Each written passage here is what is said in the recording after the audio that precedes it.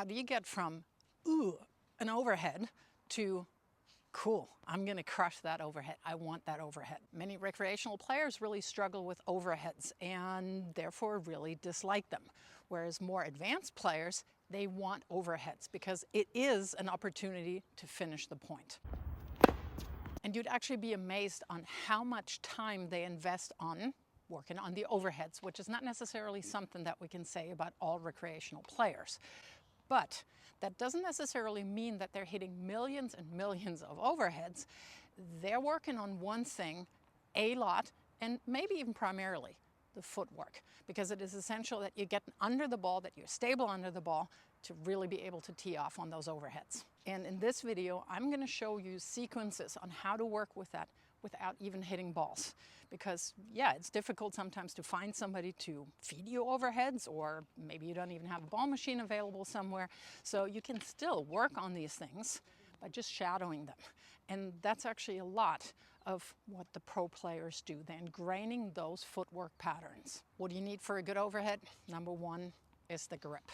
Because the grip, the right grip, the continental grip, it allows you to make contact slightly to the side of your body and in front of your head. Whereas when you're hitting with a frying pan grip, with the wrong grip, you're very limited in exactly how you can make good contact. With your right grip, your contact point will be slightly in front, and your contact point also will be slightly to the side. So you will see this angle here, that's perfectly fine. You'll also see that the player is not leaning in any kind of way. So that means the head is pretty much over the center of gravity, and that's the ball you want to be aggressive on. That's the one that you can try to put away.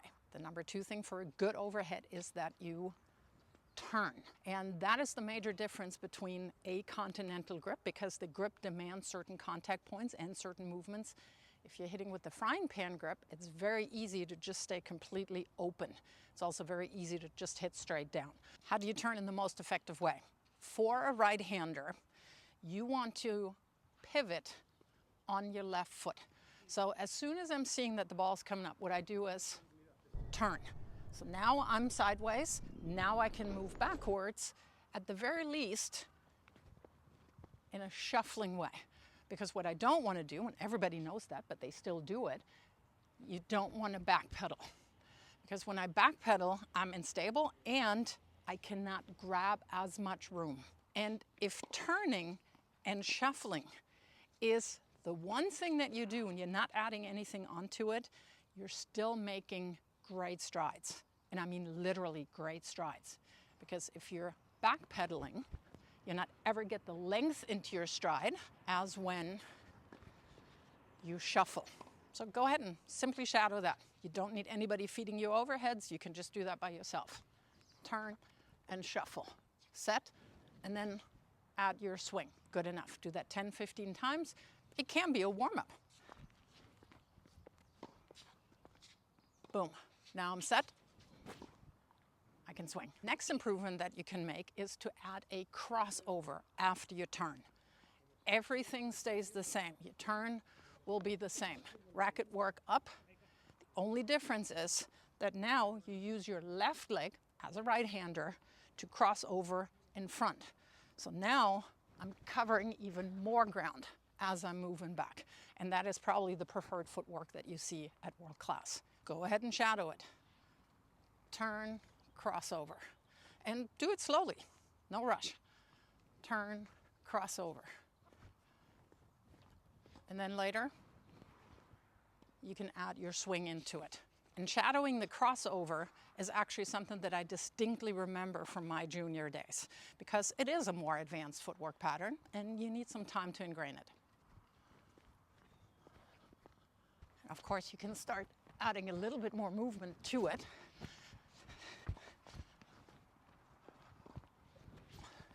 Now we got one more move that not only does it allow you to cover ground really quickly, it also allows you to add a whole lot of oomph to your overhead. So basically cherry on top, the scissor kick. As you're moving backwards, as a right-hander for me, again, I'm turning, my right side is back. I'm moving back. Whether I move back with shuffle, crossover, it doesn't matter. But what I'm doing is I am moving back and I'm now loading on my back leg. and I push off that back leg, I drive up, and as I'm up in the air, I can release my hip and I'm actually landing on my left foot. So it's another way to use the ground, to push against the ground, to create energy and then release energy. So that is how you get more pop on the ball. And again, you're really covering ground quickly. So let's break it down really slowly. I'm moving back, and then I load off my back leg, and I turn, land on my left. And that's how you work on it. Pretty stationary first, turn, load, jump, that's it. And this little thing here, that's the scissor kick.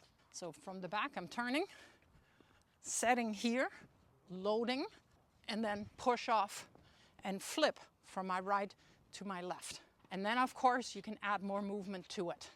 So split, turn, let's use a crossover, load, and then scissor kick.